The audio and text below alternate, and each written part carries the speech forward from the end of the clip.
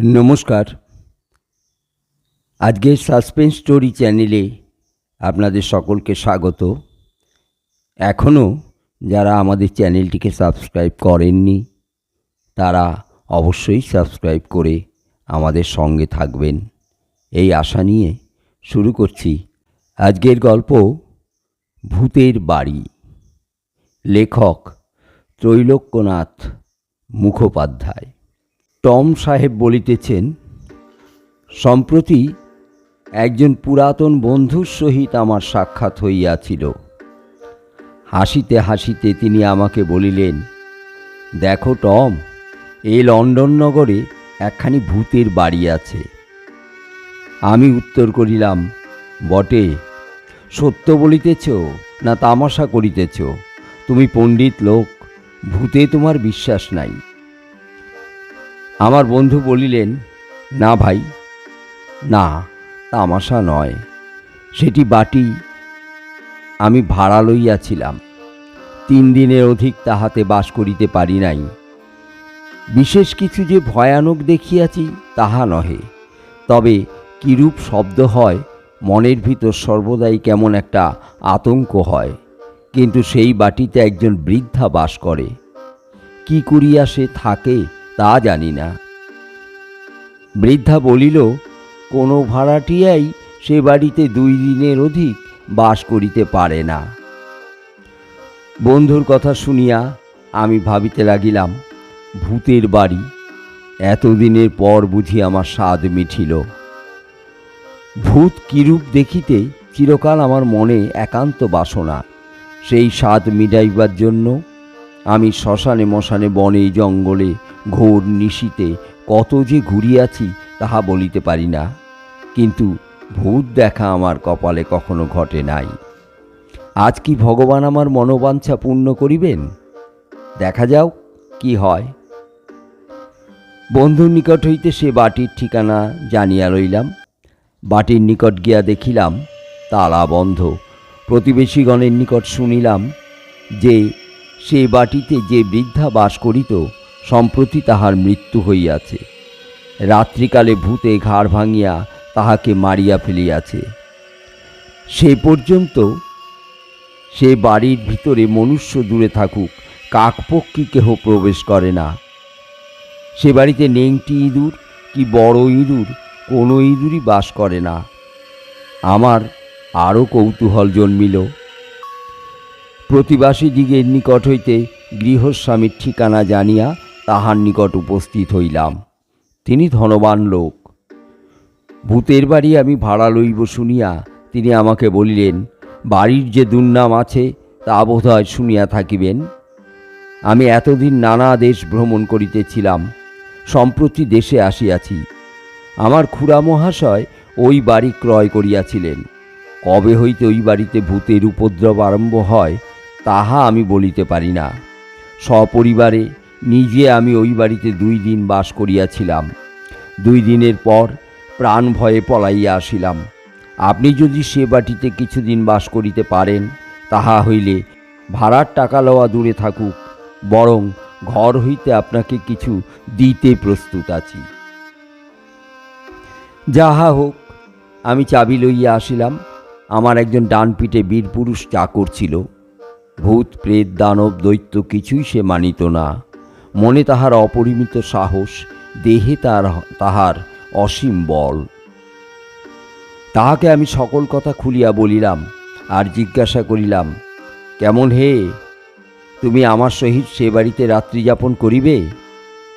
চাকর উত্তর দিল, ভূত আমার কাছে আসিবে? আমি ভূতের বাবা। দেখি কেমন আমার সম্মুখে ভূত বাহির হয়, ভূতের চচ্চড়ি করিয়া খাইব। তাহার কথা শুনিয়া আমার আহ্লাদ হইল। ভূত মানি আর নাই, তবু যেন স্থান বিশেষে কাল বিশেষে প্রাণটা যেমন ছোঁক ছোঁক করে, গায়ে কাঁটা দিয়া ওঠে। একজন সঙ্গী থাকিলে মনে অনেকটা সাহস হয়। চাকরের হাতে চাবি দিয়া আমি বলিলাম, তুমি তবে সেই বাড়িতে যাও, ঘর দুয়ার পরিষ্কার রাখো, বিছানা ঠিক করিয়া রাখো, আমার পিস্তল ও ছোড়া লইয়া যাও। তোমার নিজের পিস্তল ও ছোড়াও ছাড়িও না। সন্ধ্যাবেলায় আমি সে স্থানে যাইব। সন্ধ্যার সময় আমি সে বাড়িতে গিয়া উপস্থিত হইলাম। আমার চাকর দ্বার খুলিয়া দিল। চাকরের মুখে ঈষৎ হাসির রেখা দেখিয়া আমি জিজ্ঞাসা করিলাম, কি হে, সব ভালো তো? ভৃত্য বলিল, আগে হ্যাঁ, সব ভালো। এই কথা বলিয়া চাকর আর একটু ঈষৎ হাসিল। আমি জিজ্ঞাসা করিলাম, কিছু দেখিয়াছ নাকি? সে উত্তর করিল, আগে না, কিছু দেখিনি। তবে আমার কানের কাছে কে যে ফিসফিস করিয়া কথা কহিতেছে এরূপ শব্দ বারবার শুনিয়াছি। আমি বলিলাম, তোমার ভয় হইয়াছে নাকি? চাকর হাসিয়া বলিল, ভয়? আমার শরীরে ভয় নাই। আমি ভূতের বিধাতা পুরুষ। যদি ভূত দেখিতে পাই আনন্দ হইবে, ভয়ের লেশমাত্র মনে উদয় হইবে না। চাকরের সহিত এইরূপ কথা কহিতে কহিতে আমি গৃহের ভিতর প্রবেশ করিলাম। সঙ্গে আমার একটি কুকুর ছিল। কুকুরটি অতি বিক্রমশালী। ভীরুতা কাহাকে বলে তাহা সে জানিত না। আপনা অপেক্ষা দ্বিগুণ দেহ বিশিষ্ট বড় বড় ডালকুত্তাকে তাড়া করিয়া তাহার ঘাড় ধরিত। কোনো একটি নতুন বাড়িতে যাইলে প্রথমেই সে কোথায় ইঁদুর আছে, কোথায় আরশোলা আছে, তাহার জন্য গলি ঘুজি একোণ সেকোণ শুকিয়া ফোঁস ফোঁস করিয়া বেড়াইত। কিন্তু আজ সেই কুকুরের ব্যবহার দেখিয়া আমি বড়ই আশ্চর্য হইলাম। প্রথমত, সেই বাড়ির ভিতরে কিছুতেই প্রবেশ করিবে না। অনেক আদর করিয়া ভুলাইয়া যদিও প্রবেশ করাইলাম, কিন্তু ভয়ে একেবারে জড়সড় হইয়া গেল।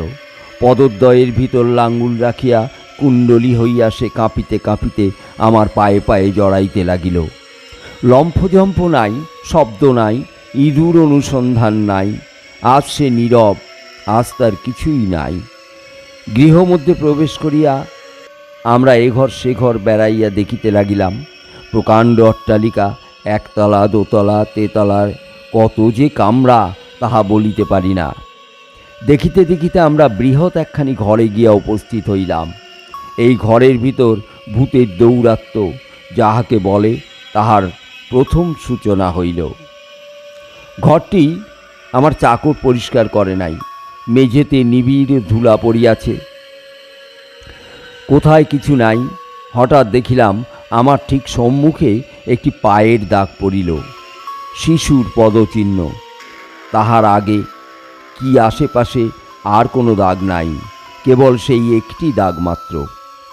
অগ্রসর হইয়া সেই পদচিহ্নের উপর আমার নিজের পা রাখিলাম। অমনি ঠিক সেই সময়ে আমার সম্মুখে আর একটি পায়ের দাগ পড়িল। আমি চাকরের গা টিপিলাম, চাকরও আমার গা টিপিল। এইরূপে যতই যাই আগে আগে ধুলার উপরে ততই এক একটি পদচিহ্ন অঙ্কিত হইতে থাকে, কিন্তু কেবল এক পায়ের চিহ্ন, দুই পায়ের দাগ পড়ে না। যখন ঘরের অপর প্রান্তে প্রাচীরের নিকট গিয়া উপস্থিত হইলাম, তখন আর দাগ পড়িল না। সেখান হইতে বাহির হইয়া আমরা অন্যান্য ঘর পরিদর্শন করিতে লাগিলাম। ক্রমে একখানি বড় ঘরে গিয়া বসিলাম। তখন রাত্রি হইয়াছিল। চাকর বাতি জ্বালাইয়া আমার সম্মুখে টেবিলের ওপর রাখিল। সহসা ঘরের অন্য দিক হইতে একখানি চৌকি আকাশ পথে উড়িয়া ঠিক আমার সম্মুখে পড়িল। আমি বলিলাম, বাহ, মন্দ কথা নয়। ক্রমে দেখিলাম সেই চৌকির উপর যেন কি বসিয়া রহিয়াছে। মানবের আকৃতি বটে, কিন্তু তাহার দেহ যেন অতি তরল ধূম দ্বারা গঠিত। কুকুরটি ভয় বিহ্বল হইয়া ঘোরতর আর্তনাদ করিতে লাগিল।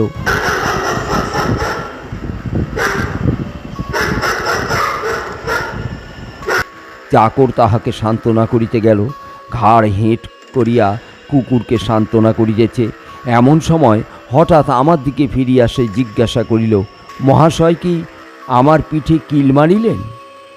আমি উত্তর করিলাম, না, কি হইয়াছে? চাকর বলিল, আমার পিঠে কে ভয়ানক একটা কিল মারিল। আমি বলিলাম, এসব কারখানা বোধ হয় বদমাইশ লোকের, কি করিয়া করিতেছে ধরিতে পারিতেছি না। যাহা হোক, ইহার নিগুড় তত্ত্ব বাহির না করিয়া আমি ক্ষান্ত হইব না। এক্ষণে এ ঘর পরিত্যাগ করিয়া আমরা দ্বিতলে গিয়া উঠিলাম। আমার শয়ন ঘর এই তলায় নির্দিষ্ট হইয়াছিল, কিন্তু এখনও নিদ্রা যাইবার সময় হয় নাই। সুতরাং এই তলায় অন্যান্য ঘর পরিদর্শন করিতে লাগিলাম। একটি ক্ষুদ্র কামরার নিকট উপস্থিত হইয়া চাকর বলিল, এ কি হইল? এ ঘরের দরজা বন্ধ কেন? আমি এইমাত্র ইহার চাবি খুলিয়া কপাট উন্মুক্ত করিয়া দিয়াছি। আমি দ্বার টানিয়া দেখিলাম ভিতর হইতে কে খিল বন্ধ করিয়া দিয়াছে। বিস্ময়ে দ্বারের দিকে চাহিয়া আছি। এমন সময়ে আশ্চর্য, দ্বার আস্তে আস্তে খুলিয়া গেল। আমরা দুইজনে ঘরের ভিতর প্রবেশ করিলাম। এক প্রকার অমানুষিক গন্ধে ঘর ক্রমে পরিপূরিত হইতে লাগিল। এক প্রকার ভৌতিক ত্রাসে আমাদের হৃদয় অবসন্ন হইতে লাগিল। সে আশঙ্কা যে কি তাহা বর্ণনা করিতে পারি না। নবজীবনের প্রতিকূল কোনো একটা ভীষণ পদার্থ যেন সেই ঘরে আছে, এইরূপ আমাদের মনে হইল। সর্বনাশ! সহসা ঘরের দ্বার বন্ধ হইয়া গেল। সেই ঘরে আর অপর দ্বার কি জানালা ছিল না। প্রথমে দুইজনে দ্বার টানাটানি করিয়া দেখিলাম, কিছুতেই খুলিতে পারিলাম না। আমার চাকর বলিল, অতি পাতলা তক্তা দিয়া কপাট জোড়াটি গঠিত, দুই লাথিতে ভাঙিয়া ফেলিব, দেখি ভূতে কি করিয়া রক্ষা করে। দুই লাথি নয়, 1000 লাথিতেও সে কপাট ভাঙিল না। আমি অনেক চেষ্টা করিলাম, কিন্তু কিছুতেই সে ভগ্নপ্রবণ কপাট ভাঙিতে পারিলাম না। শ্রান্ত হইয়া আমরা নিবৃত্ত হইলাম। তখন খলখল করিয়া বিকট হাসির শব্দ হইল।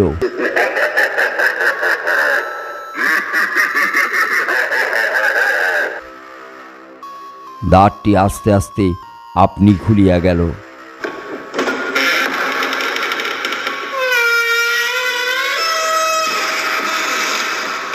সে ভয়াবহ ঘর হইতে তাড়াতাড়ি আমরা বাহির হইয়া পড়িলাম।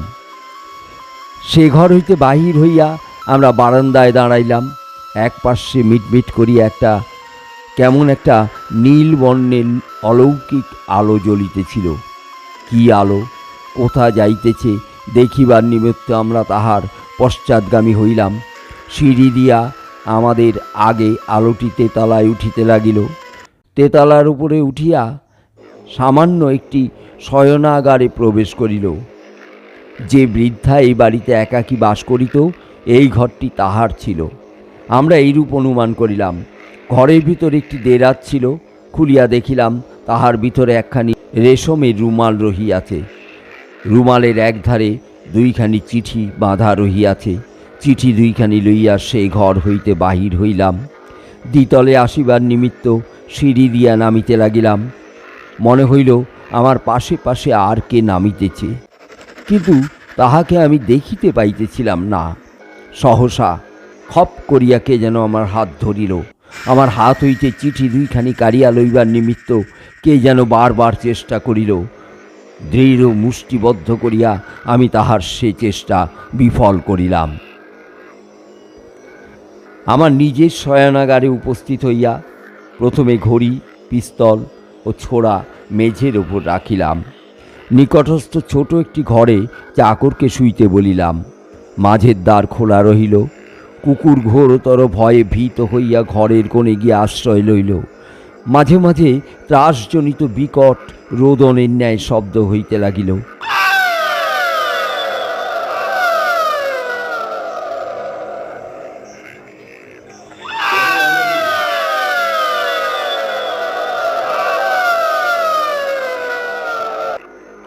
যে পত্র দুখানি উপর হইতে আনিয়াছিলাম, এক্ষণে তাহা পড়িতে লাগিলাম।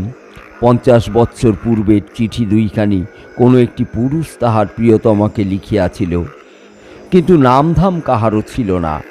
ভালোবাসার কথা ছাড়া তাহাতে কোনো একটি বিভীষিকার আভাসও ছিল না।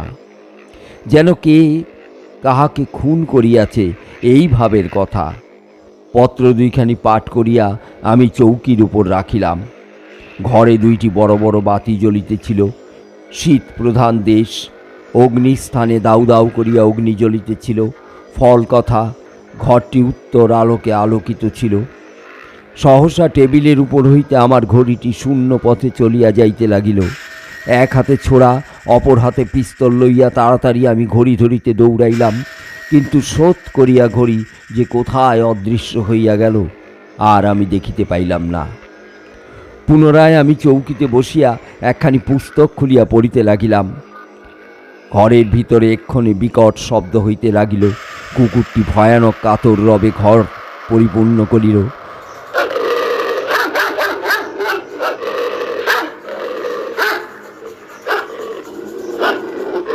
আমি তাহাকে থামাইতে যাইলাম। যেই কুকুর আমাকে প্রাণাপেক্ষা ভালোবাসিত, আজ সেই কুকুর আমাকে কামড়াইতে আসিল। দংশন ভয়ে আমি তাহার গায়ে হাত দিতে সাহস করিলাম না। চাকর এই সময় সহসা তাহার ঘর হইতে দৌড়িয়া আসিল। চক্ষু রক্তবর্ণ, যেন কোটর হইতে বাহির হইয়া পড়িতেছে। তাহার সর্বশরীর রোমাঞ্চ হইয়াছে, মাথা চুলগুলি সব খাড়া হইয়া উঠিয়াছে, মুখে নীল মারিয়া দিয়াছে। মহাশয়, পলায়ন করুন, এ স্থানে আর তিলার্ধকাল থাকিলে মারা পড়িবেন। বাপরে, ধরিল রে মা রে! এরূপ চিৎকার করিতে করিতে সে আমার ঘর হইতে বাহির হইয়া তরতর করিয়া লাফে লাফে সিঁড়ি দিয়া নামিতে লাগিল। তাহাকে ফিরাইবার নিমিত্ত আমি পশ্চাৎ পশ্চাৎ দৌড়াইলাম, কিন্তু ধরিতে না ধরিতে সে সদর দরজা খুলিয়া ঊর্ধ্বশ্বাসে পলায়ন করিল। সেই ভয়াবহ শ্মশান দৃশ্য অট্টালিকার ভিতর আমি একা পড়িলাম। এখন প্রাণে আমার অতিশয় ত্রাস হইল। একবার মনে ভাবিলাম আমিও পলায়ন করি, কিন্তু বন্ধুবান্ধব সকলে হাসিবে ও বিদ্রূপ করিবে, যা থাকে কপালে, এই মনে করিয়া পুনরায় আমি উপরে উঠিলাম। পুনরায় আমি নিজের শয়নাগারে প্রবেশ করিলাম। পুনরায় আমি পড়িতে বসিলাম। আমার হাতে পুস্তক, সম্মুখে বাতি। পুস্তক বাতির মধ্যবর্তী স্থানে আমার কোলে তালগাছ প্রমাণ কৃষ্ণবর্ণ একটি মানুষের আকৃতি দাঁড়াইল। তাহার মস্তক ছাদে ঠেকিল। সেই মস্তকে চক্ষু দুইটি জ্বলিতে লাগিল। সর্বশরীর আমার শিহরিয়া উঠিল। পিস্তল লইবার নিমিত্ত আমি হাত বাড়াইলাম। হাত অসাড় ও পা অবশ, হাত উঠিল না। আমি দাঁড়াইবার চেষ্টা করিলাম, পাও উঠিল না। চিৎকার করিতে চেষ্টা করিলাম, মুখ দিয়া একটা কথা বাহির হইল না। জ্ঞান হত হইবার উপক্রম হইল, কিন্তু তখনও একটা চিন্তা শক্তি আমার মনে ছিল। ভাবিলাম, যদি এখন ভয় করি, তাহা হইলে নিশ্চয়ই আমি প্রাণ হারাইব। এইরূপ মনে করিয়া অনেক চেষ্টা করিয়া ধৈর্য ধরিয়া রহিলাম। বাতি নিভিল না, অগ্নিস্থানে অগ্নি নির্বাণ হইল না। তথাপি ঘর অন্ধকারে আবৃত হইয়া গেল। আমি ভাবিলাম, যেমন করিয়া হোক ঘরে আলো রাখিতে হইবে, অন্ধকার থাকিলে মারা পড়িব। পুনরায় উঠিতে চেষ্টা করিলাম। এবার উঠিতে পারিলাম। আস্তে আস্তে গিয়া একটি জানালা খুলিয়া দিলাম। জ্যোৎস্না রাত্রি ছিল। অল্প অল্প চাঁদের আলো ঘরে প্রবেশ করিল। সেই আলোকে দেখিলাম যে তাল বৃক্ষ প্রমাণ কৃষ্ণবর্ণের বিকট মূর্তি তখন সম্পূর্ণভাবে ঘরে নাই। কেবল তাহার ছায়াটি এক পার্শ্বে দণ্ডায়মান রহিয়াছে। পুনরায় গিয়া চৌকিতে বসিলাম। পীত, হরিত, লোহিত নানা বর্ণের গোলাকার আলোকে এক্ষণে ঘরের চারিদিকে ঘুরিয়া ও গড়াইয়া বেড়াইতে লাগিল। তাহার পর ভূমিকম্প হইলে যেরূপ হয় সেই রূপ দুলিতে লাগিল। যেই চৌকির উপর চিঠি দুইখানি রাখিয়াছিলাম, তাহার নিচ হইতে ঠিক জীবন্ত মানুষের রক্ত মাংসের হাতের ন্যায় একখানি স্ত্রীলোকের হাত বাহির হইল। তাড়াতাড়ি আমি সেই হাতখানি ধরিতে যাইলাম। খপ করিয়া চিঠি দুইখানি লইয়া নিমেষের মধ্যে হাতখানি অদৃশ্য হইয়া গেল। ইহার পর একখানি চৌকির উপর একটি যুবতী বসিয়া রহিয়াছে, এই রূপ দেখিলাম। তাহার পর একজন পুরুষ ঘরের ভিতর উপস্থিত হইল। বালকের মূর্তি, বৃদ্ধার মূর্তি, নানা প্রকার আকার ঘরের ভিতরে আবির্ভাব হইতে লাগিল ও একে একে বিলীন হইতে লাগিল। তাহা ব্যতীত আরও যে কত ভয়াবহ ঘটনা সংঘটিত হইল, সেই সকল বর্ণনা করিবার আর স্থান নাই। মাঝে মাঝে গলা টিপিয়া আমাকে মারিয়া ফেলিবার জন্য কে যেন চেষ্টা করিতে লাগিল। আমার ঘাড় ভাঙিয়া দিবার জন্য মাঝে মাঝে ঘাড়ে হাতও আসিতে লাগিল। সাহসে ভর করিয়া আমি বারবার সেই ভৌতিক হাত ঝাড়িয়া ফেলিতে লাগিলাম। সেই রাত্রিতে আমি যে কি করিয়া প্রাণে বাঁচিলাম তাহাই আশ্চর্য কথা। উপরে যাহা লিখিত হইল তাহা টম সাহেবের বিবরণ। প্রভাত হইতে এই সমুদয় উপদ্রব থামিল। টম সাহেব তখন এক প্রকার নির্জীব হইয়া পড়িয়াছিলেন। যাহা হোক, সে বাটি হইতে কি করিয়া পালাইবেন এক্ষণে সেই চেষ্টা করিতে লাগিলেন। কোনরূপে উঠিয়া কুকুরকে ডাকিলেন। কুকুর তাহার নিকট আসিল না। কাছে গিয়া দেখিলেন যে কুকুরটির গলদেশে ভগ্ন হইয়া গিয়াছে। কুকুর মরিয়া গিয়াছে। টম সাহেবের চাকর সেই দিন অবধি বায়ুগ্রস্ত হইল। ইংল্যান্ড পরিত্যাগ করিয়া সে অস্ট্রেলিয়া দ্বীপে পলায়ন করিল। বাড়িওয়ালার নিকট গিয়া টম সাহেব চাবি ফিরাইয়া দিলেন আর বলিলেন, ভূত দেখিতে আর আমার ইচ্ছা নাই, যথেষ্ট হইয়াছে, সাধ বিলক্ষণ মিটিয়াছে। বাড়িওয়ালা সকল কথা শুনিয়া বলিলেন, মহাশয়, আপনার মতো সাহসী পুরুষ পৃথিবীতে অতি বিরল। আপনার যে প্রাণ রক্ষা হইয়াছে তাহাই পরম লাভ। তাহার পর চিঠি দুইখানির কথা শুনিয়া আরও বলিলেন, এতদিন ও বাড়িতে যে বৃদ্ধা বাস করিতেছিল, পত্র দুইখানি বোধ হয় তাহার স্বামীর।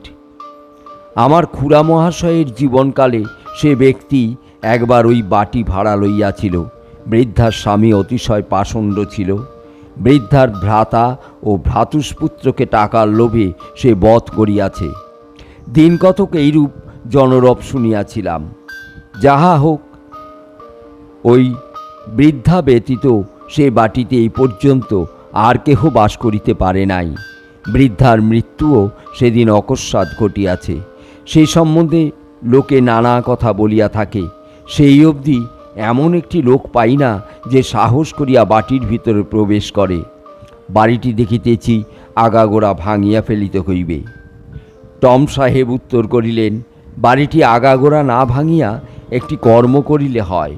যে ঘরে আমরা বন্ধ হইয়া গিয়াছিলাম সে ঘরে বিকট গন্ধ বাহির হইয়াছিল। কেবল সেই ঘরটি প্রথম ভাঙিয়া ফেলিলে হয়। বাড়িওয়ালা তাহাই করিলেন। সেই ঘরের মাটির নিম্ন হইতে নানারূপ অদ্ভুত দ্রব্য বাহির হইল। তাহা কি সে কথা বলিবার আর স্থান নাই, আবশ্যকতাও নাই। বাড়িওয়ালা সেই সমুদয় দ্রব্য পোড়াইয়া ফেলিলেন। সেই দিন হইতে ভূতের উপদ্রব থামিয়া গেল। এখানেই গল্পটা শেষ। গল্পটা কেমন লাগলো অবশ্যই আমাদের কমেন্টে জানাবেন। আমাদের গল্পগুলো বা ভিডিওগুলো যদি ভালো লেগে থাকে তাহলে আমাদের চ্যানেলটিকে লাইক ও শেয়ার করে দিতে ভুলবেন না। ধন্যবাদ।